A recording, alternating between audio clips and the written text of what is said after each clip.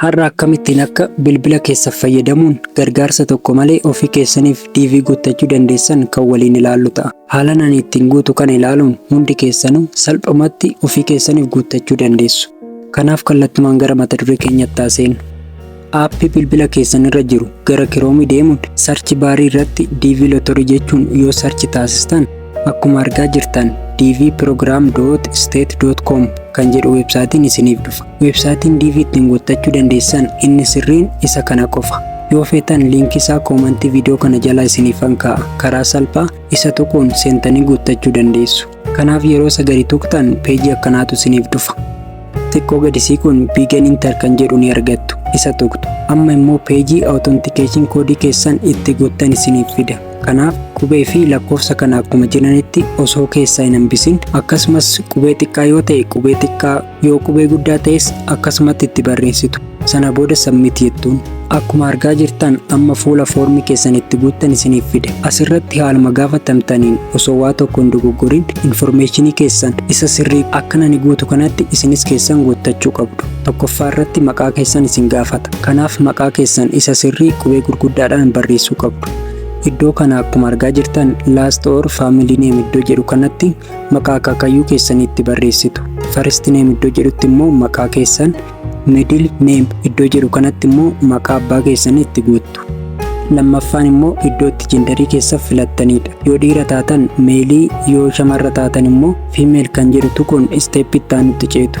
Step sadaffaan immoo birthday-dha. Asitti guyyaa dhaloota keessan osoo hin dogoggorin gara Gregorian date-tti jijjiiruun guutuu qabdu.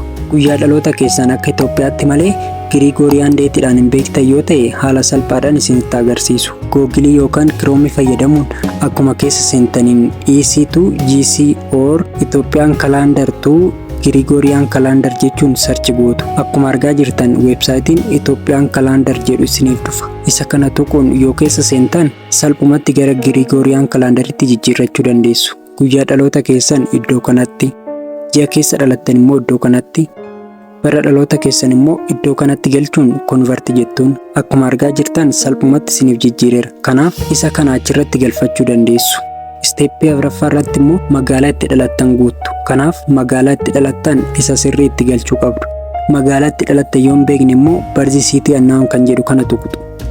Shanaffaa irratti immoo biyya itti dhalattan guuttu. Kanaaf select country kan jedhu tuquun Itoophiyaa guutuu dandeessu. Steppii ja'affaan immoo amma eessa teessanitti DV kana guutaa jirtu kan jedhudha. Yoo Itoophiyaa keessa jiraattan yes kan jedhu qofa tuquun steppii itti aanutti ceetu. Yoo Itoophiyaadhaan ala jiraattan immoo no kan jedhu tuquun select country kan jedhu keessa seenuun biyya amma jirtan filachuu dandeessu.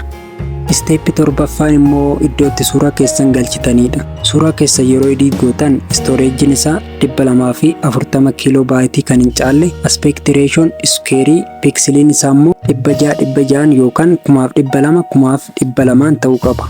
Yoo isiniif danda'ame mana suuraa deemuun yoo kaatan filatamaadha. Sana booda choose new photo kan jedhu tuquun suuraa keessan itti galchitu. Steppii 8ffaan mailing address iddoo itti guuttanidha.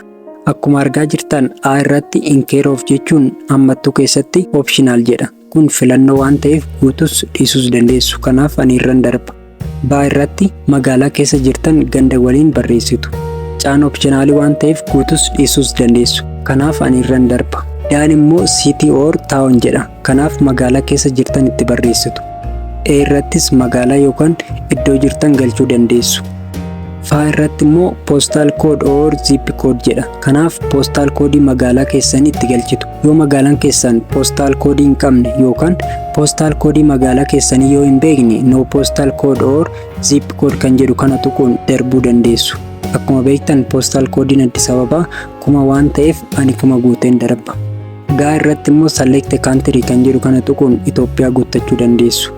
Steppii 9ffaa irratti immoo biyya amma jiraachaa jirtan itti guuttu. Yoo Itoophiyaa ta'e Itoophiyaa, yoo Itoophiyaadhaan ala jiraattan immoo maqaa biyya sanaatti guutuu qofa. 10ffaan immoo iddoo itti lakka bilbilaa keessan galchitanidha. Akkuma argaa jirtan optional kan jedhu waan as jiruuf guutus dhiisuus ni dandeessu. Garuu yoo guuttan irra filatamaadha. Kanaaf iddoo kana tuquun yoo bilbilli keessan teleekoomii ta'e ida'uu 2519 jechuun bilbila keessan itti barreessitu. Yoo safaariikoomii ta'e immoo ida'uu 2517 jechuun lakka bilbilaa keessan itti barreessuu dandeessu. 11ffaa irratti immoo imeelii keessan galchitu. Kanaaf A irrattis B irrattis osoo imeelii keessan hin dogongoriin seeraan itti galchuu qabdu. 12ffaan sadarkaa barnootaa keessan guutu. Kanaaf sadarkaa barnootaa keessan isaan kanneen keessaa isa sirrii filachuun guutuu qabdu. Yoo akka tasaa kan isin dhibu ta'e karaa koomantii na gaafachuu dandeessu. Kanaaf yeroo keessan gubuurra gara 13ffaatti ce'a. Isteeppii 13ffaa irratti immoo haala gaa'ela keessanii guuttu. Inni tokkoffaarra jiru unmarried jedha. Namoonni gaa'ela hin qabne yookaan kan hin fuune fi kan hin heerumne isa kana filattu. Inni lammaffaarra jiru gaa'ela seentanii haati manaa yookaan abbaan manaa Ameerikaa jiraate lammummaa Ameerikaa yoo hin qabaanne isa kana guuttu.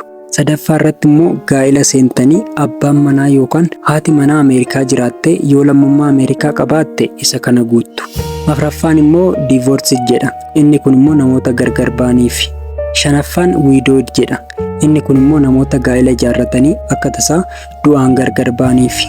Inni dhuma legally separated jedha. Gaa'ela ijaarrattanii yoo karaa seeraatiin gargar baatan isa kana guuttu. 14ffaa irratti yoo gaa'ela qabaattan baay'ina daa'imman keessanii itti barreessitu. Yoo hin qabaatin 0 itti barreessuun darbuu dandeessu. Erga haala kanaan guuttanii xumurtanii booda gara dhumaa continue kan jedhu ni argattu. Ishee sana yeroo tokko tuqxu.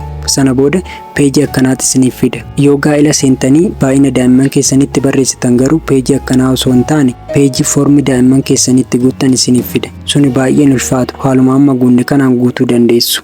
Sana booda yeroo peejii akkanaa isiniif fide yoo dogoggora qabaattan tokkoon isaanii seeraan irra deebi'uun ilaaluu qabdu. Yoo dogoggora qabaattan go back to part 1 kan jedhu kana tuquun duubatti deebitanii sirreessuu dandeessu. Sana booda gara dhumaa submit kan jedhu ni argattu. Ishee sana tuqxu.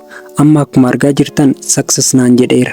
Iddoo kana confirmation code kan jedhu kana seeraan ol kaawwachuu qabdu. Sababni isaa deebiin kun isin ga'uu fi isin ga'uu dhiisuu isaa confirmation code kanaan ilaallattu waan ta'eef haga danda'ametti seeraan ol kaawwachuu qabdu. Kanaaf screenshot gochuun ol kaawwachuu qabdu yookaan immoo waraqaa irratti barreeffachuu dandeessu.